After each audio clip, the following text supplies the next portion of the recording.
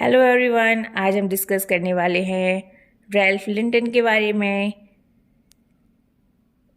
He was associated with culture and personality school of thought. If we talk about him, he was an American anthropologist. If we talk about the publication, the first one is The Study of Man. The second one is Cultural Background of Personality. And the third one is The Tree of Culture, which was written in 1955. Ralph Linton talk about culture has two parts, the overt and covert.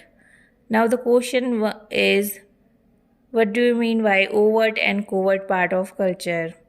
Overt का मतलब है culture का वह part जिसे आप observe कर सकते हैं। इसको उन्होंने फर्दर टू पार्ट्स में डिवाइड किया है। पहला है मटेरियल कल्चर और दूसरा है काइनेस्थेटिकल culture. Material culture include, for example, house, building, paintings.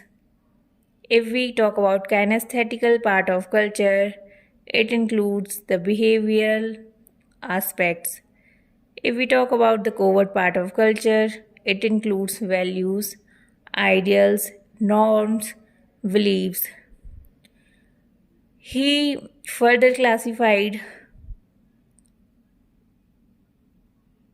it in the form of core and periphery hypothesis. Core includes the covert part of culture and periphery includes the overt part of culture.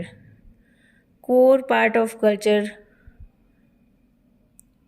forms personality of an individual. Ralph Linton talk about culture and personality affect each other. He also gave the concept of basic personality. Now, what do you mean by basic personality? All individual of group